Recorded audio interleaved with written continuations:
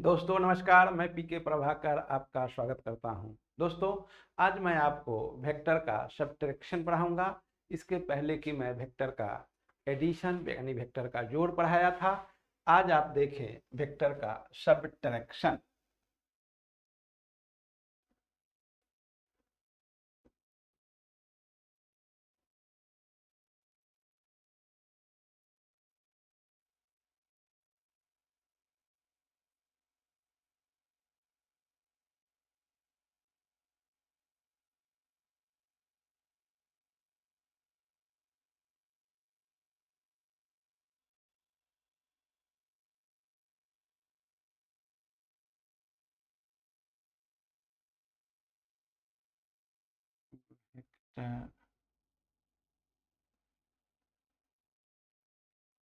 Subtraction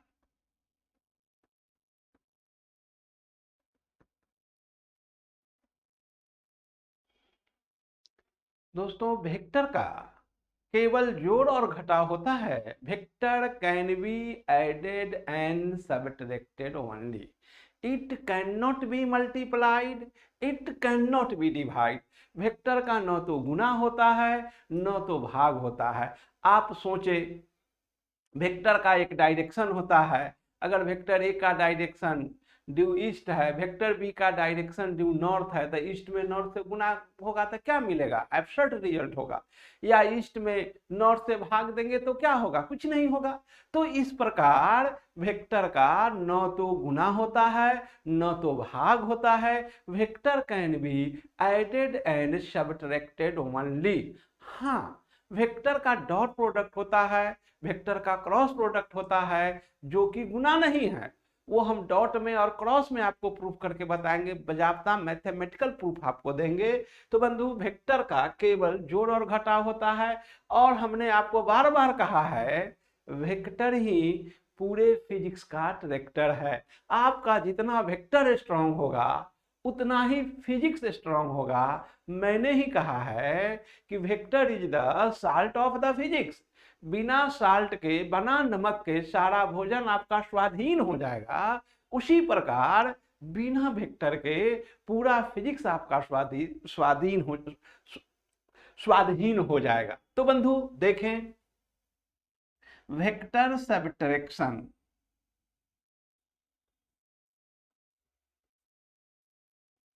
vector subtraction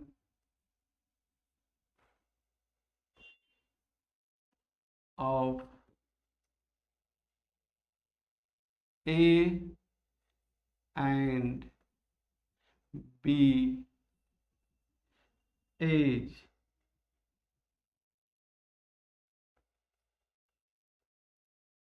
defined as vector A plus minus vector B and it is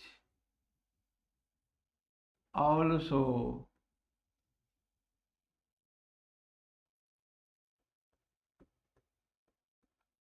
written as vector A minus B. तो ये बंधु vector हुआ ए,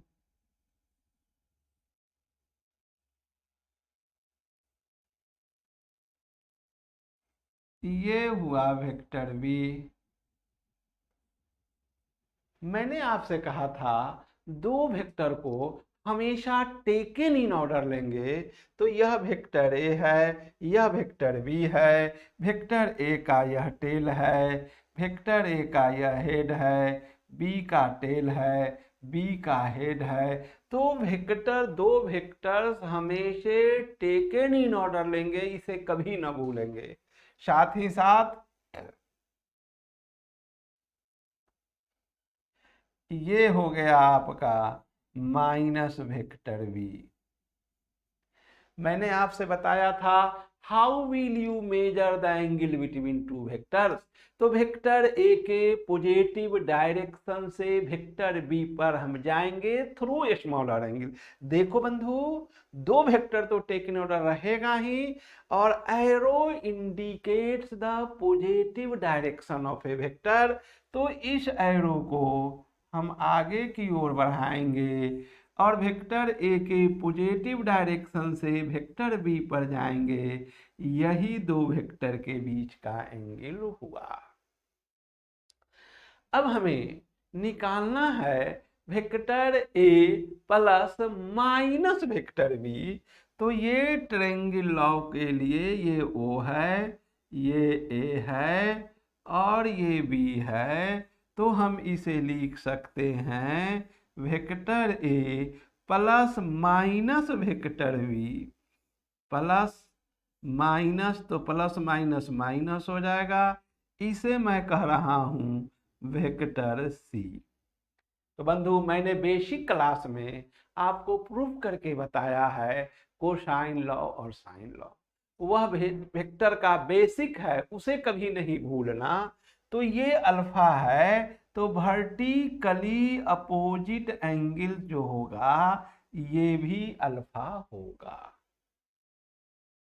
तो in triangle O A B from cosine law, from cosine law। बंधु, मैंने आपको cosine law पढ़ाया है, इसे नहीं भूलेंगे। मैंने कहा है आपको बेसिक क्लास में, ये हम प्रूफ कर चुके हैं।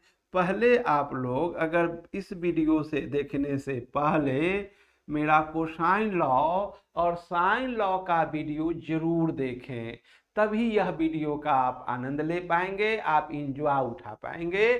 तो देखो, ये कहे थे एंगल ए के सामने की भुजा ए है, एंगल बी के सामने की भुजा बी है, एंगल सी के सामने की भुजा सी है।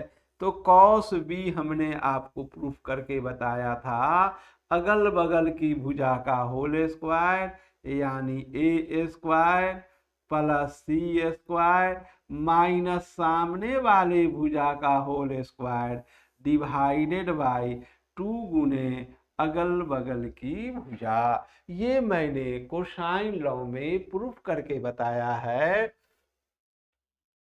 तो अब आप हमें बता सकते हैं कि in triangle O A B from cosine law, अगर मैं आपसे कहूं कॉस अल्फा तो होगा क्या? अगल बगल के भुजा का होल स्क्वायर यानी मॉड ए का स्क्वायर। यहाँ पर हम मॉड ए क्यों लेते हैं? मैंने आपको बार बार कहा है कि वेक्टर का गुना और भाग नहीं होता। तो अगर हम केवल ए का स्क्वायर लिख देते यानी वेक्टर का गुना करते तो वह मर्डर होता, हम 302 के मुजरिम बन जाते। इसलिए वेक्टर का कभी भी गुना नहीं होगा, न भाग होगा। इसलिए मॉड मॉड लेने का मतलब हो जाता है स्केलर क्वांटिटी, एक नंबर। तो ये हम लिखेंगे अगल बगल के भुजा का होल स्क्वायर माइनस सामने वाले भुजा का होल स्क्वायर डिवाइडेड बाय 2 गुने अगल बगल की भुजा। which imply that 2 into mod A mod B cosine alpha equal to mod A square plus minus mod B का स्क्वायर माइनस मॉड सी का स्क्वायर। इसे हम लोग लिख सकते हैं मॉड सी का स्क्वायर इक्वल टू ए का स्क्वायर प्लस बी का square minus twice A B cos alpha. देखो बंधु, मैंने आपको पहले भी बताया है कि चाहे तुम मॉड ए लिखो या इसको तुम सिंपल ए लिख सकते हो, मॉड माइनस बी लिखो चाहे तुम सिंपल बी लिख सकते हो। तो यहाँ से वेक्टर जो होगा इसको हम लोग लिखेंगे मैग्नीट्यूड में root under A square plus B square minus twice A B cos alpha. इसे हम कह रहे हैं order number 1।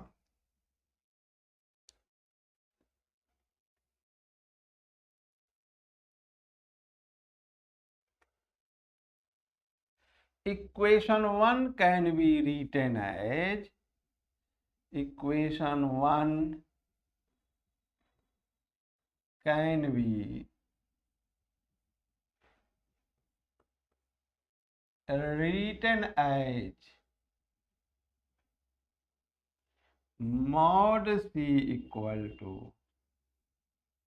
root under a square plus B square plus twice A B cos pi minus cos pi minus alpha जो है वो minus cos alpha होता है। मैंने आपको बेसिक क्लास के ट्रिगोनोमेट्री में पढ़ाया है, तो वो सब तो बेसिक क्लास जरूर देख लें। अगर आप पहली बार वीडियो देख रहे हैं तो पहले बेसिक क्लास देखें, क्योंकि कॉस पाई माइनस अल्फा होता है माइनस कॉस अल्फा। इसलिए इक्वेशन 1 को हम लोग इस फॉर्म में भी इक्वेशन 1 डैश के फॉर्म में लिख सकते हैं। अब मैं दे रहा हूं आपको plot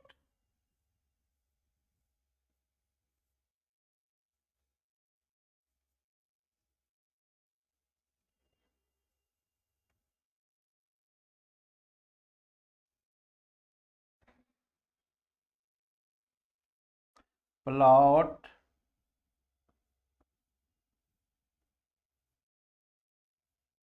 cos pi minus alpha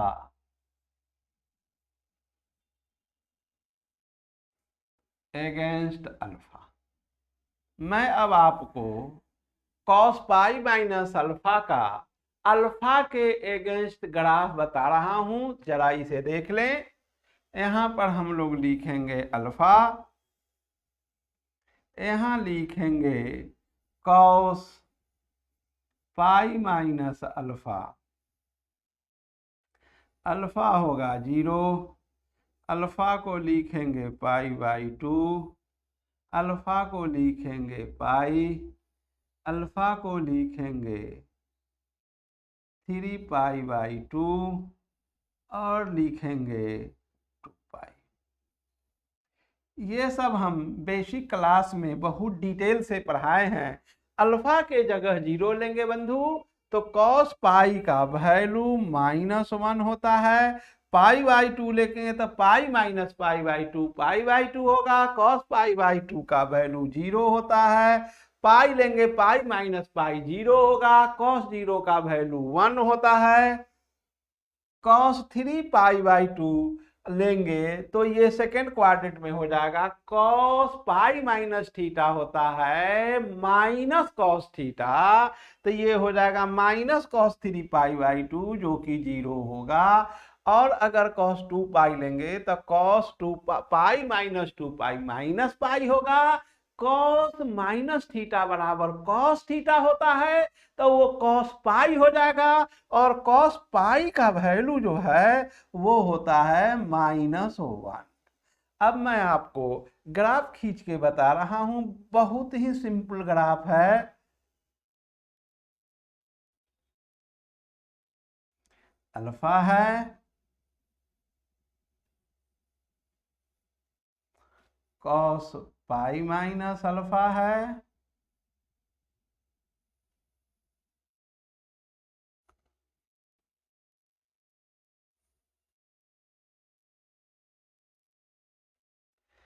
alpha 0 लेते हैं तो कॉस पाई माइनस अल्फा का वैल्यू -1 है। तो देख लिया जाए बंधु, पाई/2 लेंगे, पाई लेंगे, 3 पाई/2 लेंगे और लेंगे 2 पाई। तो कॉस 0 अल्फा 0 लेने पर कॉस पाई माइनस अल्फा का वैल्यू -1 है। देखो बंधु, पाई/2 लेते हैं तो कॉस पाई माइनस अल्फा का वैल्यू 0 है, तो यहाँ 0 लेंगे। कॉस पाई लेते हैं तो कॉस पाई माइनस अल्फा का वैल्यू 1 है, तो यहाँ पर 1 लेंगे।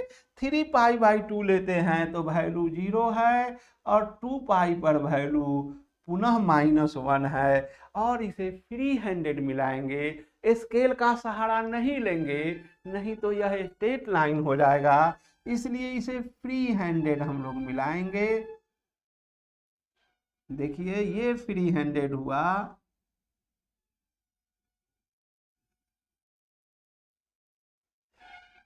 अब हम लोग ये ऑब्जर्व करते हैं कि मैक्सिमम वैल्यू जो है कॉस पाई माइनस अल्फा का पाई पर है। तो मैं आप इसे लिख दे रहा हूं आपको कि we observe that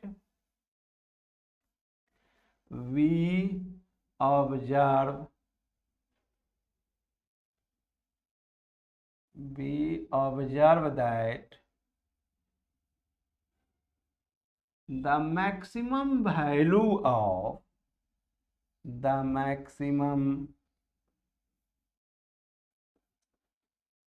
value of cos pi minus alpha is +1 and it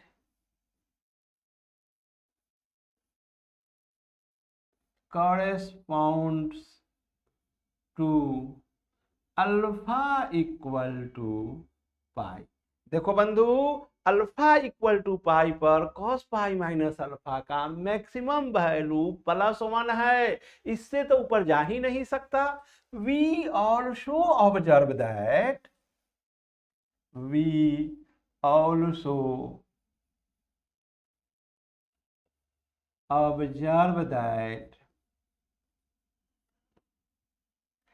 the minimum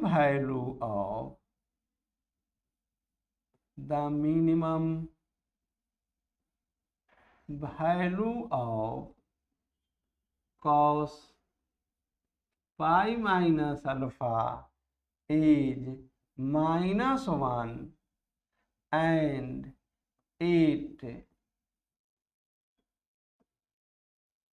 corresponds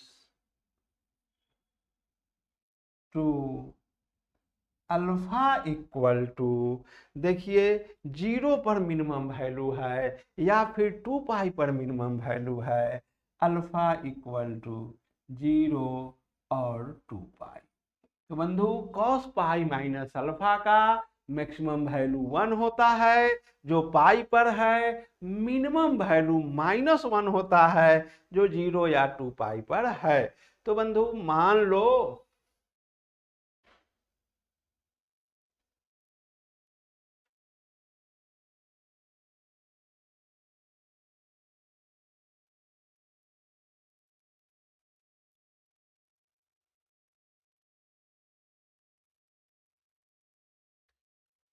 कि तुम्हारे परिवार में 10 महिला हैं, 10 मेल हैं, 10 बच्चे हैं, कुछ भी हो सकते हैं। जैसे मान लो आपके फैमिली में 10 पुरुष हैं, 5 बच्चे हैं और 10 महिला है, और यहाँ पर है आपको कॉस पाई माइनस अल्फा। मान लिया जाए कि आपके घर का गार्जियन आपके बाबूजी हैं, वही मालिक हैं। मान लो कॉस पाई माइनस अल्फा जो हैं आपके पिता तुल्य हैं। अगर यहाँ पर ये आपके पिताजी अगर 1 अरब का लॉटरी जीत गए तो पूरा परिवार धनी मनी हो जाएगा। तो ये कब जीतेंगे? जबकि अल्फा के जगह पाई रहेगा, क्योंकि यहीं पर मैक्सिमम है, यहीं पर वो लॉटरी जीतेंगे। तो हम लोग लिखेंगे अल्फा इक्वल टू पाई रहेगा, तो ये 10 होगा प्लस 5 होगा प्लस 10 गुने cos 01 होता है, तो ये 25 हो जाएगा। मान लीजिए आपके पिताजी अगर पूरा प्रॉपर्टी या आधा प्रॉपर्टी जुआ में हार जाते हैं तो पूरा परिवार ना गरीब हो जाएगा। तो अगर हम आपसे कहें कि y का मिनिमम वैल्यू कब होगा, तो ग्राफ बताता है अल्फा 0 पर -1 है या 2 पाई पर -1 है। तो अल्फा की जगह अगर हम लोग 0 लेते हैं तो ये हो जाएगा 10 प्लस 5 -10। अल्फा 0 लेंगे कॉस पाई का वैल्यू -1 होता है, तो ये 10 और 10 कैंसिल हो जाएगा और ये बच जाएगा 5। तो देखो बंधु, देख सकते हो मैक्सिमम वैल्यू 25 है और मिनिमम वैल्यू 5 है। तो अब हम लोग प्रस्थान करते हैं वेक्टर की तरफ। तो जरा इसे आप गौर से देखें, ये मैंने आपको समझाया। अब हम इसी के तर्ज पर आपसे पूछ रहे हैं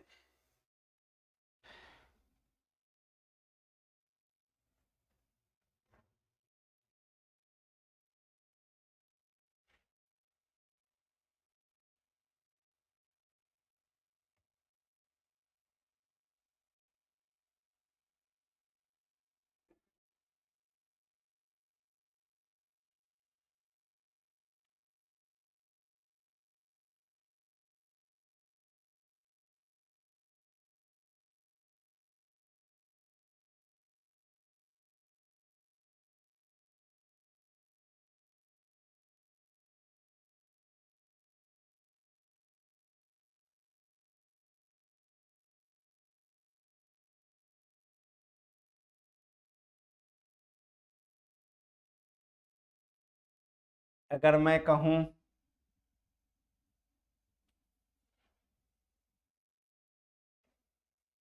कि अब बताइए, अभी तो मैंने आपको बता दिया कि मैक्सिमम वैल्यू इसका कब होगा, तो इसका मैक्सिमम वैल्यू होगा अल्फा इक्वल टू पाई लेने पर, जो कि अभी अभी हमने आपको पूरा डिटेल में बताया।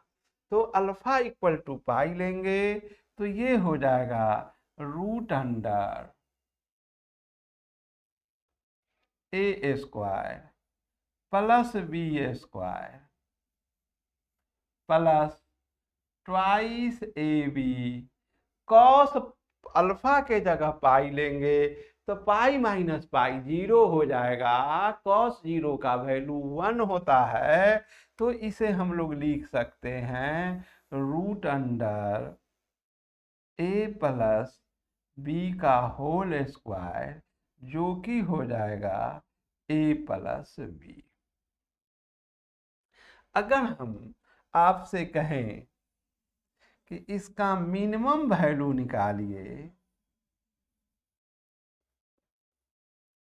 तो इसका मिनिमम वैल्यू होगा, अभी अभी ग्राफ से मैंने आपको बताया था कि 0 डिग्री और 2 पाई पर मिनिमम होता है। तो इसे आप लिखेंगे root under A square plus B square plus twice A B cos pi. Cos pi क्यों लिखा? चूंकि अल्फा के जगह 0 दीजिएगा तो पाई माइनस 0 पाई होगा, और आप कॉस पाई का वैल्यू -1 जानते हैं। इसे मैं बेसिक ट्रिगोनोमेट्रिकल के क्लास में काफी डिटेल से पढ़ाया है, वहां आप इसे जरूर एक बार देख लें। ये हो जाएगा आपका A square plus B square minus 2ab, ये आपका हो जाएगा root under A minus B का होल स्क्वायर, जिसे हम लोग लिखेंगे मॉड ए माइनस बी। यहां पर मैंने मॉड क्यों दिया?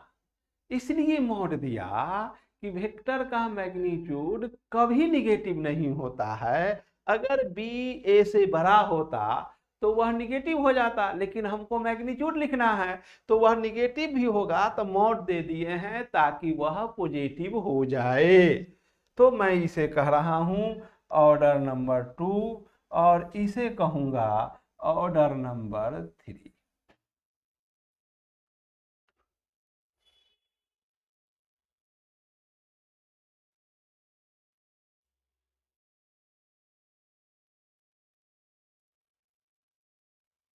अब मैं लिख सकता हूं from equation 2 and 3।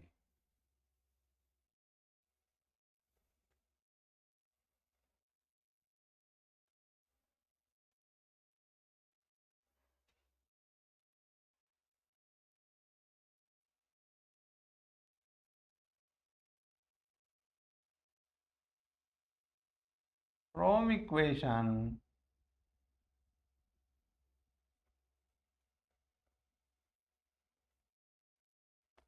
2 and 3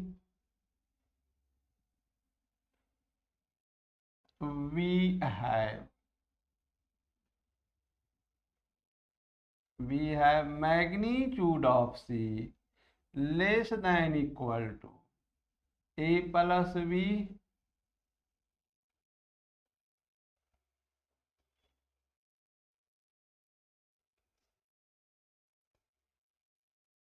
greater than equal to mod A minus B. इसे मैं कह रहा हूं order number 4।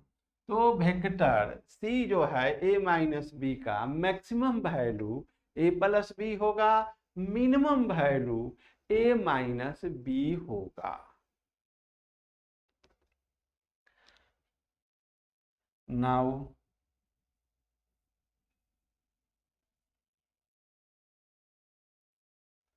In triangle O A B from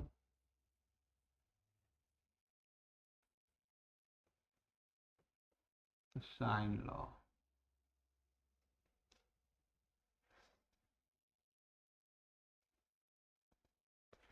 देखो बंधु, मैं आपको साइन लॉ भी पढ़ाया हूं काफी डिटेल में, तो बेसिक क्लास को देखना न भूलेंगे। तो मैं फिर भी लिख दे रहा हूं, अगर ये ट्रायंगल है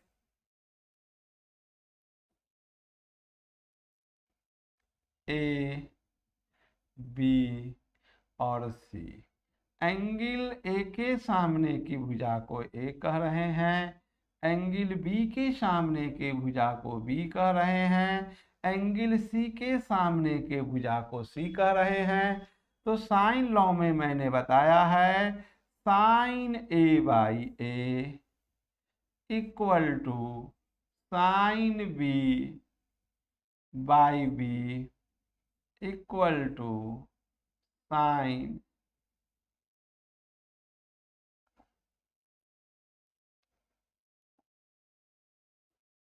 इक्वल टू साइन सी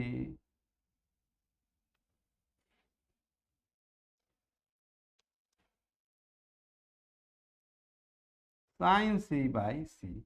ये मैंने आपको साइन लॉ में पढ़ाया था। इसी साइन लॉ का यूज मैं अभी अभी वेक्टर के डायरेक्शन निकालने में लेने जा रहा हूं। अब देखिए, हम लोग लिख सकते हैं, हम लोग क्या कर रहे हैं, रिजल्टेंट का डायरेक्शन निकाल रहे हैं। रिजल्टेंट वेक्टर यहाँ पर a माइनस बी है, तो हम a माइनस बी का डायरेक्शन निकालेंगे। इसे हम अगर फाई कहें तो मैं लिखूंगा साइन फाई डिवाइडेड बाई, इसके सामने की भुजा कौन है, माइनस बी है, लेकिन वेक्टर का तो भाग नहीं होता, तो इसे हम लोग लिखेंगे मैग्नीट्यूड ऑफ माइनस बी। भूल से भी माइनस बी नहीं लिखोगे, नहीं तो मर्डर हो जाएगा, क्योंकि वेक्टर का न तो भाग होता है न तो गुना होता है। इसलिए जब भी साइन लॉ लिखें या कोसाइन लॉ लिखें, वेक्टर का मैग्नीट्यूड लिखें। यहां हम लोग लिखेंगे sine alpha by mod C, which imply that sine phi जो लिखेंगे इसे लिखना चाहेंगे तो B by C sine alpha, this is known as sine law. तो देखो बंधु, कोसाइन लॉ मुझे वेक्टर का मैग्नीट्यूड देता है और साइन लॉ वेक्टर का डायरेक्शन देता है। तो 10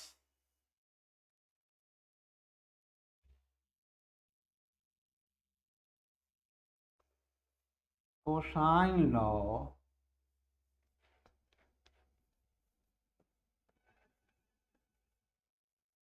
gives us the magnitude of vector a minus b and sine law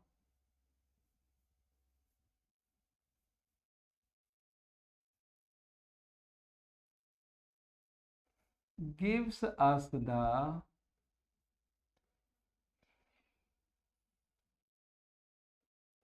direction of vector a minus B. तो कोसाइन लॉ मुझे मैग्नीट्यूड देता है, साइन लॉ मुझे डायरेक्शन देता है। तो आप ये दो चीज समझे होंगे। अब हम आगे की ओर बढ़ रहे हैं।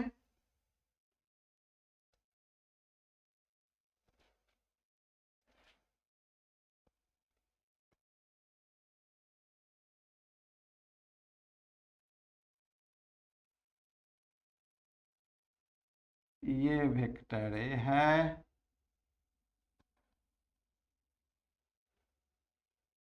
ये वेक्टर बी है, ये वेक्टर ए प्लस बी का रिजल्टेंट वेक्टर है, ए प्लस बी। अगर इसे हम पीछे की ओर बढ़ाते हैं तो ये है माइनस वेक्टर बी, और ये हो गया है ओ, ये हो गया है ए, और ये हो गया है बी कहें, या इसे हम लोग बी डैश कहें।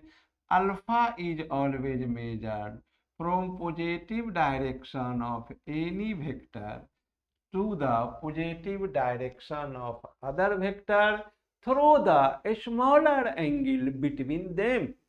अब देखो बंधु, इस एंगल को अभी अभी मैंने आपको बताया है फाई, और ये एंगल जो था अल्फा था। तो अब हम आपको दो चीज पढ़ाए हैं। सबसे पहले बताया है मॉड ए प्लस बी, और मैं इस पर कुछ प्रॉब्लम बताया, 2-3 प्रॉब्लम बताया, लेकिन आप लोग उस प्रॉब्लम को बारीक ढंग से नहीं देख पाए, उसमें व्यू कम आया। आपको सबसे पहले पूरे फिजिक्स सीखने के लिए वेक्टर का तो मास्टर बनना ही होगा, और आपको बार बार हम कहेंगे कि पहले जोड़ और घटाव सीखिए, तभी पूरा फिजिक्स हम आपके झोली में डाल देंगे। तुम मुझे वेक्टर दो, मैं तुझे होल फिजिक्स दूंगा, यह मेरा नारा है। तो अब देखिए बंधु, मैंने आपको बताया था mod A plus B equal to root under A square plus B square plus twice A B cos alpha. और अभी अभी मैंने आपको प्रूफ किया है, मैंने आपको बताया है कि मॉड ए माइनस बी होता है root under A square plus B square minus 2ab cos alpha. देखो बंधु, चाहे फॉर्मूला प्लस वाला हो चाहे माइनस वाला हो, दोनों ही हालत में अल्फा है ए और वेक्टर बी के बीच का एंगल। तो बंधु, मैं आपको बता रहा हूं नोट करके,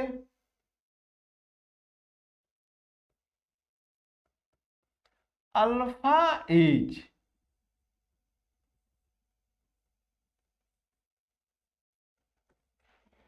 always the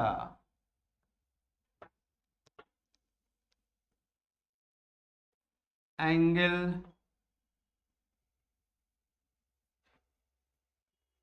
between vector A and vector B। मैं लिख रहा हूं नॉट, ध्यान से देखेंगे, not vector A and minus vector B. यहां लिख दे रहा हूं 440 वोल्ट, ये खतरा है, जरा सावधान रहोगे। चाहे हम फॉर्मूला प्लस वाला लिखें चाहे माइनस वाला लिखें, अल्फा हमेशा ए और बी के बीच का एंगल है, ए और माइनस बी के बीच नहीं है एंगल। इसलिए मैंने आपको पुनः यहाँ रिवाइज कराया है। देखिए यही अल्फा है, वेक्टर ए के पॉजिटिव डायरेक्शन से बी पर जाते हैं तो यही अल्फा है। चाहे फॉर्मूला प्लस वाला निकाले चाहे माइनस वाला निकाले, अल्फा हमेशा ए और बी के बीच का एंगल है। अगर ए और माइनस बी के बीच कोई एंगल पूछेगा तो ए और माइनस के बी के बीच एंगल है पाई माइनस अल्फा। लेकिन फार्मूला में जो हम लाए हैं हमेशा अल्फा जो है, एंगल जो है अल्फा, दोनों ही हालत में alpha is the angle between vector A and vector B. इसे न भूलोगे। इसे मैं लिख दिया हूं 440 वोल्ट खतरा हमेशा। अब मैं आपको कुछ प्रॉब्लम बता रहा हूं। सबसे पहले मैं आपको लाइन ऑफ थिंकिंग बताऊंगा।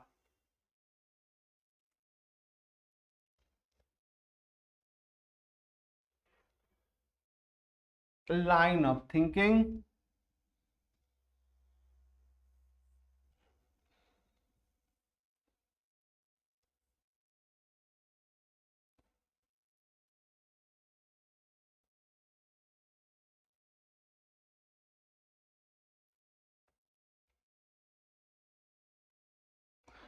always write two vectors in a order that is taken in order। तो always write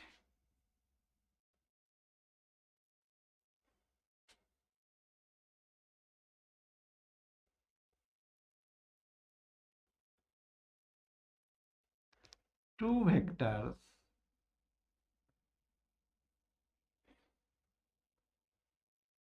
in a order that is taken in order।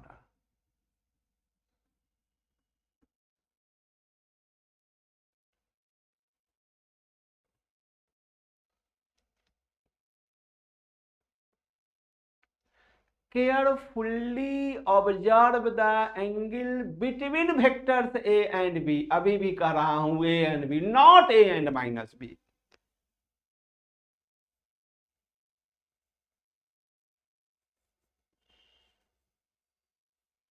Carefully observe the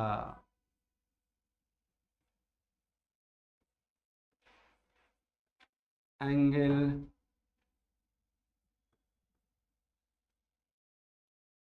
between vector a and b।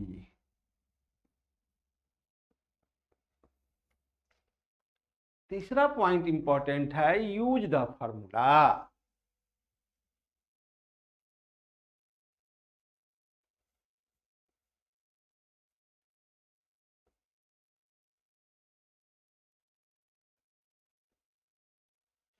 Mod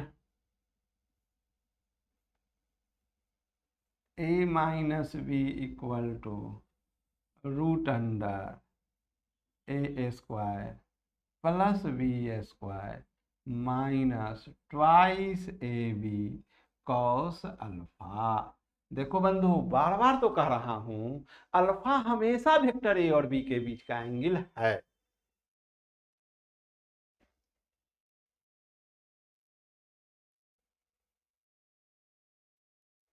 अब मैं आपको एक छोटा सा problem देने जा रहा हूं और ध्यान से देखें उसे कैसे हम बनाते हैं। आप गौर से देखें, समझने का प्रयास करें।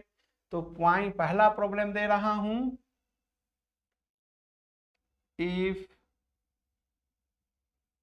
Vector A equal to 3 metre due east, vector v equal to 3 metre 60 degree north of east, find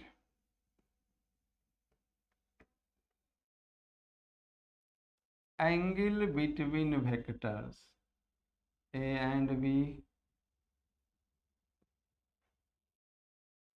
vector a minus vector b। तो सबसे पहले बंधु हम लोग ईस्ट वेस्ट नॉर्थ साउथ खींचेंगे।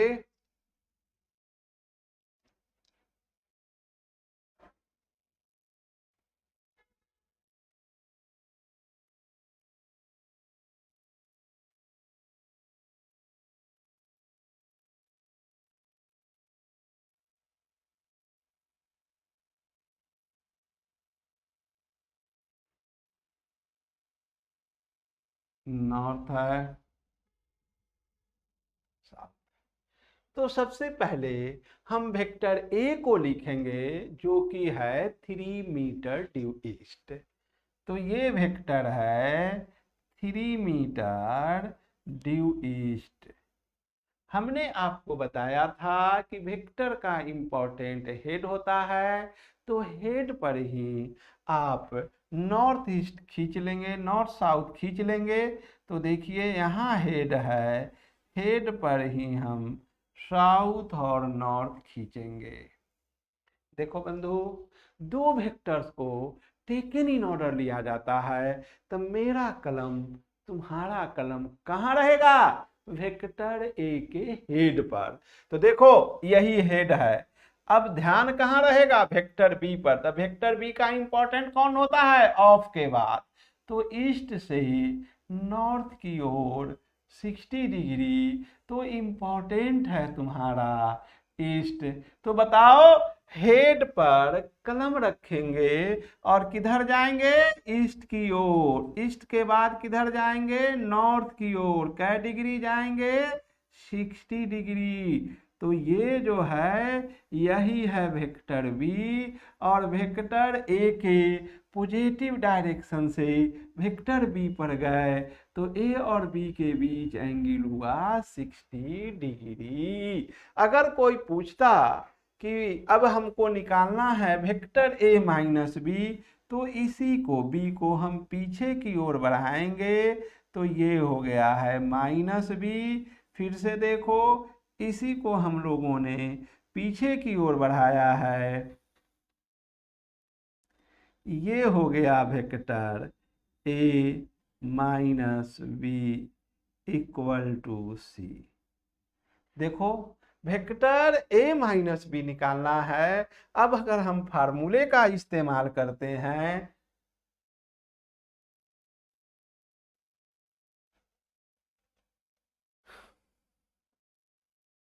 तो देखो mod A minus B equal to लिखेंगे root under A square plus B square minus twice A B cos, किसके किसके बीच एंगल लिखेंगे? ए और वेक्टर बी के बीच। ए और माइनस बी के बीच नहीं, बार बार लिखा हूं 440 वोल्ट खतरा। तो वेक्टर ए और बी के बीच एंगल है 60 डिग्री, और ए और माइनस बी के बीच है 120 डिग्री। तो 120 डिग्री नहीं लिखोगे, ए और बी के बीच का एंगल है 60 डिग्री, तो हम लिखेंगे 60 डिग्री। अब ए का मैग्नीट्यूड 3 है, तो ये हो जाएगा 9 plus 9 minus 2 into 3 into 3 half, half से हाफ कटेगा, ये हो जाएगा 9 प्लस 9 माइनस 9, ये हो जाएगा 3 मीटर। तो देखो बंधु, वेक्टर ए था 3 मीटर, वेक्टर बी का मैग्नीट्यूड था 3 मीटर, ए माइनस बी किए तो 3 मीटर होगा। अगर बंधु ऑर्डिनरी जोड़ घटाव होता तो 3 घटाव 3, 3 माइनस 3 0 होता, लेकिन यह वेक्टर का सब्ट्रैक्शन है, यह वेक्टर का घटाव है, यह ऑर्डिनरी घटाव नहीं है, इसलिए 3 घटाव 3 बराबर 3 आया। तो ध्यान देखो, ये ऑर्डिनरी घटाव नहीं है, वेक्टर का घटाव है।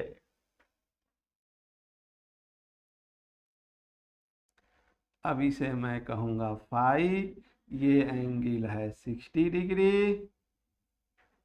तो फ्रॉम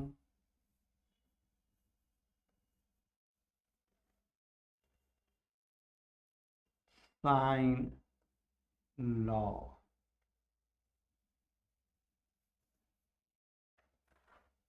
साइन फाई, और इसके सामने है mod of minus B equal to sine 60 degree upon mod of. अब बी का मैग्नीट्यूड 3 है और सी का मैग्नीट्यूड भी आपको 3 ही आया है, तो ये दोनों कैंसिल हो जाएंगे, फाई इक्वल टू हो गया 60 डिग्री।